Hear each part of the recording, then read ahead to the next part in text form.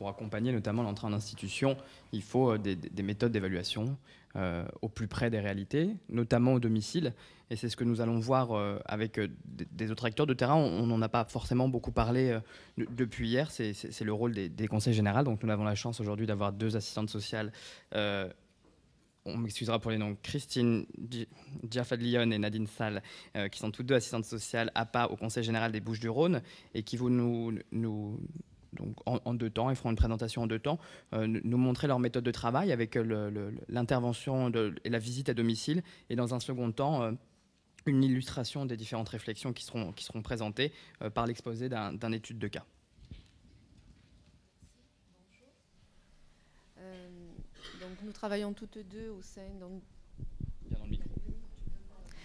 Nous travaillons donc toutes deux au sein de l'équipe de travail social de l'allocation personnalisée d'autonomie du Conseil général des Bouches-du-Rhône. Et nous vous proposons aujourd'hui de vous parler un petit peu de notre pratique au quotidien, en vous présentant d'abord un court passage sur la présentation de cette allocation comme une mesure d'action sociale, puis de parler de la rencontre du travailleur social avec la personne âgée malade Alzheimer, et ensuite parler de l'implication de la personne âgée dans les propositions d'action en lien avec l'éthique, et puis nous terminerons par une courte étude de cas. Donc le département intervient dans l'action sanitaire, sociale et de solidarité au sein de la Direction générale adjointe de la solidarité. Différents domaines d'action sociale et solidarité sont organisés autour de 5 directions. La direction des personnes âgées et personnes handicapées fait donc partie de ces directions. Et nous travaillons donc au sein du service d'action sociale de l'allocation personnalisée d'autonomie au sein de cette direction. Donc l'APA est mise en place par la loi du 20 juillet 2001. Cette politique sociale vise à permettre le maintien de ses bénéficiaires le plus longtemps possible à son domicile grâce à des actions coordonnées. La demande d'APA fait l'objet d'un traitement d'abord administratif, médical et puis social. Le service administratif valide la demande, puis le service médical a pour rôle d'évaluer le degré de dépendance en établissant donc le degré, donc ce qu'on appelle le GIR, le groupe ISO-ressources. La pathologie Alzheimer, suivant les stades de son évolution, peut impliquer un GIR 4, 3, 2 ou 1. On retrouve en GIR 4 et 3 des malades en stade plutôt prédémentiel à des démences légères ou modérément légères. Et même si ce degré de dépendance est moindre, il ne faut pas oublier que les difficultés au domicile sont souvent plus complexes et plus difficiles à gérer. En effet, la maladie d'Alzheimer fragilise l'autonomie exécutive, s'habiller, se laver, décisionnelle, la capacité d'autodétermination, sa qualité de vie, sa participation sociale, ses loisirs.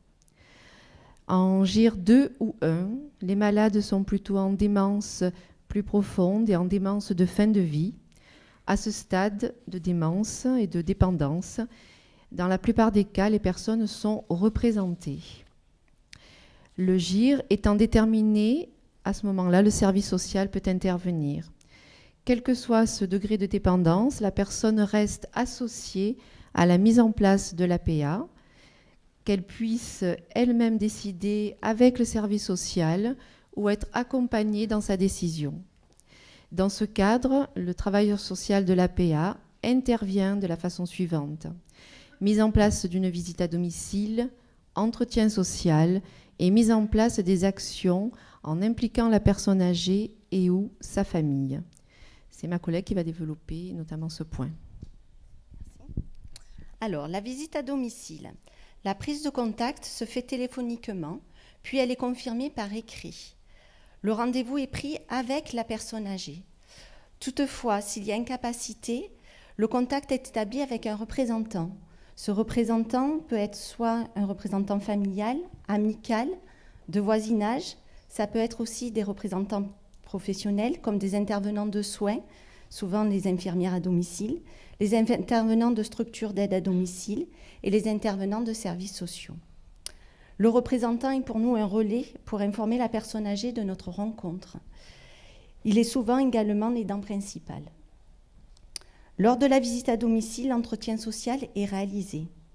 Il y a déplacement du travailleur social dans le lieu de vie de la personne âgée. Le lieu de réception est choisi par elle-même. Ça peut être souvent la cuisine, la chambre, la salle à manger. Si la personne âgée a certaines capacités décisionnelles, elle est associée tout le long de l'entretien. Cet entretien permet de nous présenter, d'expliquer nos missions, puis grâce à l'écoute et aux échanges, de connaître l'organisation du quotidien de la personne âgée, ce qu'elle arrive à réaliser, ce qu'elle n'arrive plus à réaliser, ses difficultés et ses souhaits. Nous pouvons ainsi évaluer avec elle et mettre en place des propositions d'action dans le cadre de nos missions et ou orienter vers d'autres services après avoir eu connaissance de sa décision. Toutefois, si la personne âgée n'a pas toutes ou en partie ses capacités décisionnelles, nous lui présentons notre fonction et le but de notre visite. Nous proposons que l'entretien se poursuive avec son représentant en sa présence. Puis, nous l'informons des propositions d'action prises en sa faveur. Toutefois, cette information doit permettre tant que se peut son implication à l'action, afin de décider avec et ou accompagner à la décision. L'implication de la personne âgée lors de la proposition des actions. Cette implication s'exprime de façon différente et nous demande d'adapter notre discours. Nous avons plusieurs cas de figure que nous rencontrons à domicile de la part des personnes âgées. Soit c'est un déni des difficultés, soit c'est une impossibilité pour la personne âgée de s'exprimer, soit c'est un refus d'aide qui est exprimé, soit c'est un accord. Le déni de la pathologie s'exprime par la négation des difficultés de la vie quotidienne alors qu'elles existent, la plupart du temps sur la réalisation du repas, sur des actes de la vie vraiment nécessaires. Dans cette situation, l'oppositionnement de la personne est d'autant plus fort quand l'annonce du diagnostic n'a pas été faite à la personne. Elle ne comprend pas pourquoi on est là et souvent la demande d'APA n'a pas été faite en concertation avec la personne âgée. Notre discours doit être là rassurant pour que la personne âgée ne vive pas les interventions comme une intrusion ou une obligation, mais qu'elle garde sa place et ses compétences. Il s'agira ici de la soutenir.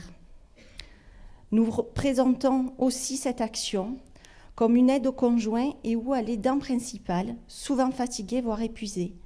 De ce fait, l'incapacité et le besoin d'aide sont déplacés sur le conjoint et souvent mieux compris et acceptés par la personne âgée. D'un refus, on arrive plus à une acceptation de l'aide.